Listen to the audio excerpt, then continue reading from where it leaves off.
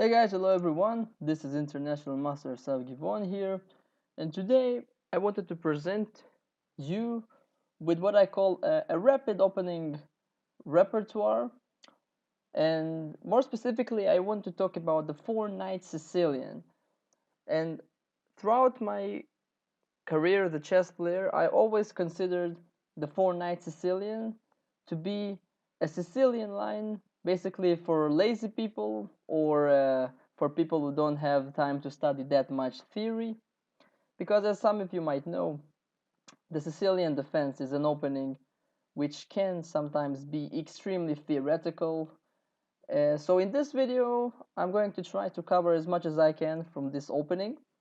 This is not going to be absolutely comprehensive, but it can give you a general idea of how to play this Sicilian system with confidence, and hopefully you can score some nice games with it. So after the moves e4, c5, knight f3, our opening line starts with the move e6. So technically you can also reach our scheme with the move knight c6, but I want to avoid white's possibility of going bishop to b5, which is called the Rosalimo Sicilian, and we would like to avoid it altogether. This is why we play e6. Here the move bishop b5 would make little to no sense because there is no knight to attack on c6. White plays d4, pawn takes d4, knight takes d4. This is one of our may kind of already a little bit of a crossroads. In the next two moves, we want to develop both of our knights in order to reach the four knights Sicilian. So it's important to start with the move knight to f6 specifically, hitting the pawn on e4, already setting up a small trap. If white thinks that he can play e5 in order to punish us for developing our knight prematurely, and he thinks that we are going to move our knight, we have an unpleasant surprise for him. We have this little check, queen a5, and on the next move, regardless of how white is going to block the check, we're going to collect the pawn on e5. So after the move knight f6, white's most sensible move would be knight to c3, and here we play knight to c6. This is the starting point of the four knights Sicilian. This is one of those variations in the Sicilian that you are less likely to see in very high level chess, because if white really knows what he's doing, usually he will gain a small advantage at least. But for a club player or a beginner player, this is a perfect weapon to make white uncomfortable in the opening. So this opening is based on two principles. One of them is creating a lot of pressure on white's center. We can see both of our knights already creating strong pressure against the center. Very soon our bishop will come on b4 to pin white's knight on c3, and he will help us to put even more pressure on the white center. So basically we try already within the first moves to put a lot of pressure on our opponent to force him to make some concessions. The second principle which leads us is that we want to be able to play the breakthrough pawn to d5 as early as possible. Basically, this is the two things that we should always look up to.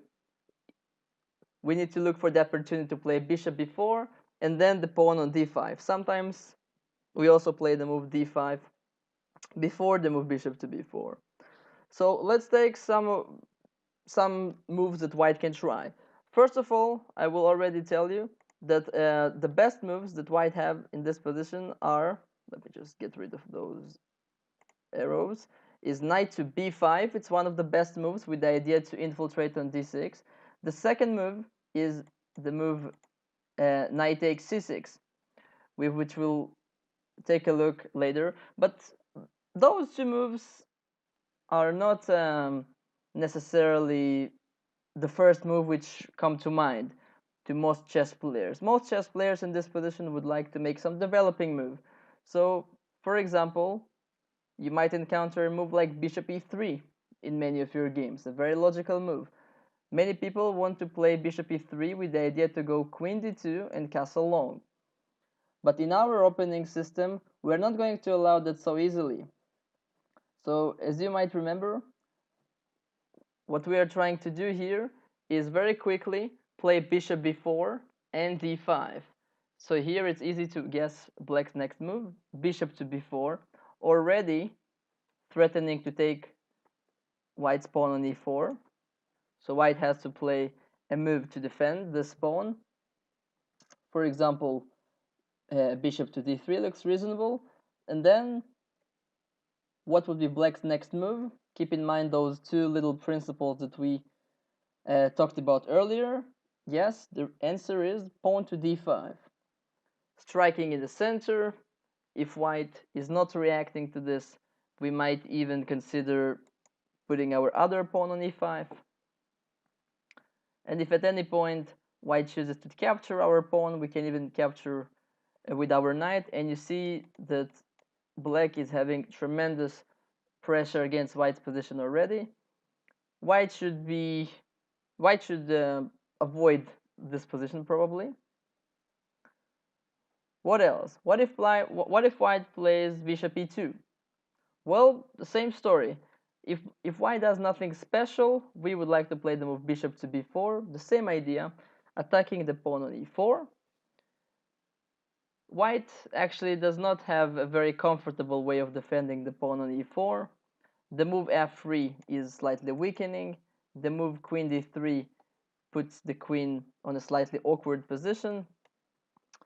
For example, if white plays a move like f3, we can once again strike with the move d5. Already white is facing some problems with his natural development, because if he just ignores everything and castles, he already faces some problems on the long diagonal for the king. So already moves like queen b6 and bishop c5 come to mind, and white already faces some problems. So the best thing that white can do here is actually to castle, sacrifice the pawn. So bishop takes knight, pawn takes bishop. You can see that white's pawn structure has been slightly shattered. White does get some compensation here. So knight takes pawn on e4. White's compensation is based on the fact that our dark squares around the king are slightly weak, but we should be able to handle this pretty comfortably. It's just important not to be delayed with our development, so we should castle as soon as possible and support our knight on e4, which can be attacked pretty soon. Black should be fine here. Once again, I would go deeper, but that's like a more of an overview of an opening. I want to give you like the basics of how to play this opening. If you want to go deeper than that, I will suggest either going to some kind of chess literature or the great actually course of the Remote Chess Academy about the Sicilian defense would be also a good source. So another option is to play the move a3. This is like a little prophylactic move. If white is very scared about black's bishop b4 idea, he might make this move. But honestly, such a move like pawn to a3 cannot really challenge black's setup so much. It's a very slow move, and black should not be fearing such move. One option for black here is just to play a move such as d6 or queen c7 and play a normal Sicilian looking type of game, only with white spending already a tempo, let's say, for not a very useful move like a3. Or even more in the spirit of this opening, we can play the move pawn to d5 with the idea that if white takes on d5, we take back with the pawn. We do get the isolated queen's pawn position, but black is very active. Here he can play bishop to d6, castle, and hope that his two bishops will grant him some attacking chances on the king side. Black is completely fine here. So let us move. Let me get rid of those arrows. So let us move to the two main lines of the 4-knight Sicilian. Let's start with the move knight to b5. Arguably the most popular move here. White is threatening to go knight to d6, but we are going to be very faithful to our main principle of this opening, which is to go for a quick bishop to b4.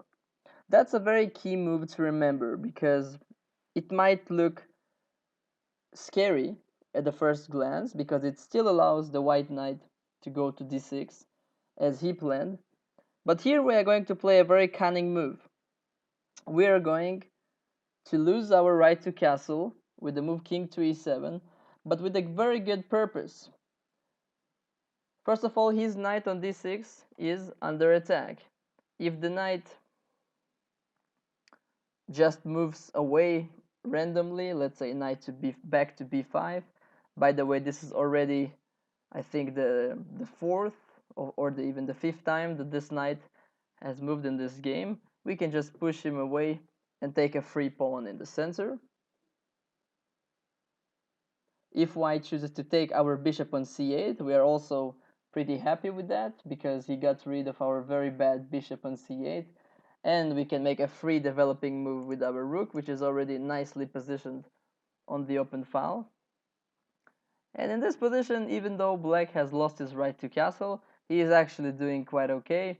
He is extremely well developed, and in the next couple of moves, he might simply make an artificial castling with the move rook to e8, king f8, and king to g8, and once his king is safe, his position should be completely fine.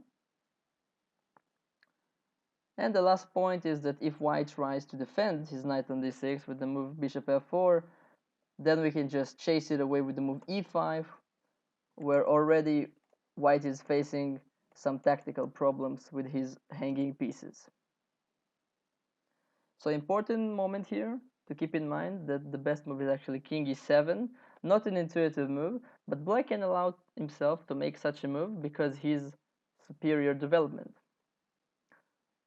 So the best move in this position, and what most grandmasters and strong players play, is pawn to a3. The bishop doesn't really have any good squares to retreat to, he must capture on c3. White recaptures with the knight. Obviously, he needs to defend this pawn on e4. And following the principles of this opening, we should opt for a quick d5. Let's do it sooner rather than later. Pawn to d5. White usually captures on d5. And here there are two choices. It's completely possible to take with the knight on d5. It's completely possible to take with the pawn. In this video, I will suggest to take with the pawn, which is the main line. Knight takes d5 is completely okay. E takes d5 I think is slightly easier to play. Usually white goes bishop d3, black castles, and pushes his pawn to d4. So in this position, white is having the advantage of the two bishops, and also the black pawn on d4 might be considered as weak, but he is also a pretty good pawn because it slightly restricts white's pieces. But as a compensation for white's two bishops, black is extremely active. He has good outposts for his knights. The black bishop can come to g4 on the next move. One possible idea would be to play bishop g4 followed by bishop h5 and bishop g6 to exchange white's good bishop. He already has some open files for his rook, so for example after knight e2 you can also consider moves like rook e8. So black is more or less doing fine here. Of course, if white is playing very well, he probably does have a small advantage here because of the two bishops, but there is not too much to complain here for black. So that wraps up the move knight to b5. And now let us move to the sharpest option that white has, which is the move knight takes c6. This move is a very concrete move. In general, it's not desirable for white to improve black's pawn structure in this way, but he's doing that only for one reason, which is to be able to play the move pawn to e5.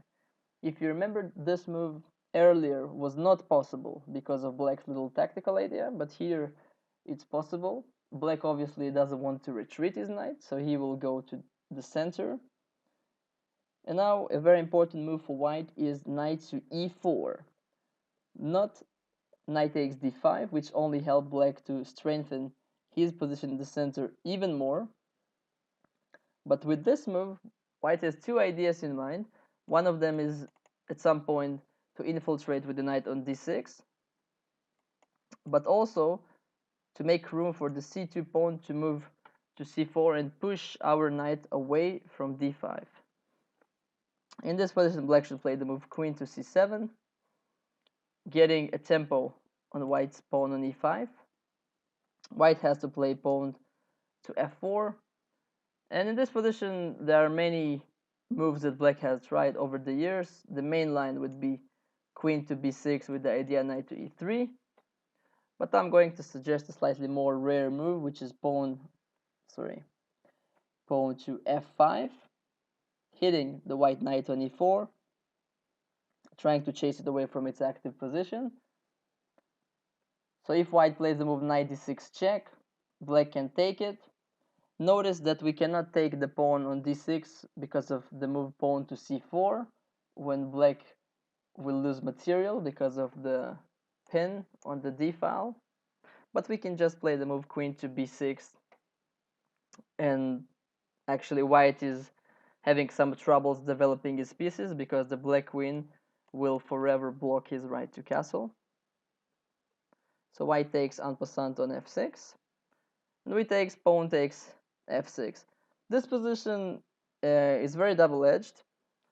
White is having the opportunity to deny black's castling with the move queen h5 check, but on the other hand, black has a very strong pawn formation in the center, a very good knight on d5.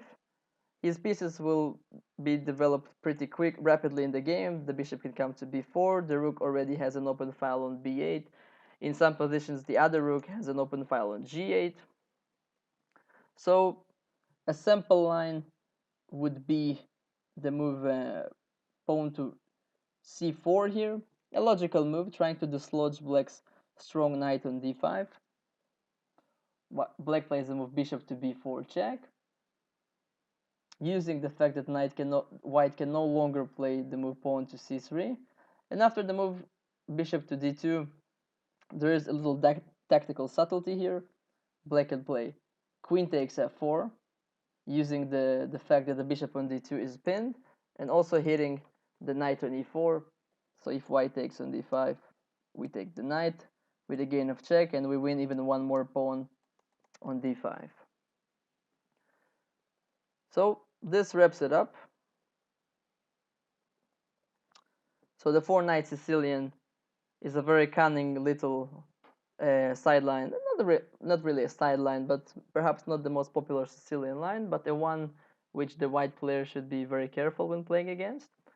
And I will suggest this line for anybody who searches to play the Sicilian defense but want to be slightly tricky in the opening, doesn't want to study too much opening theory. This line can work out perfectly for him.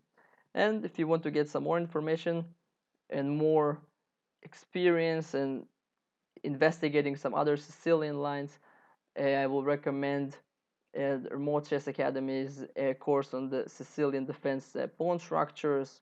I've reviewed it, it's really professional. There will be a link in the description, and I really hope you enjoyed this video, guys. Thank you for watching. See you, bye bye.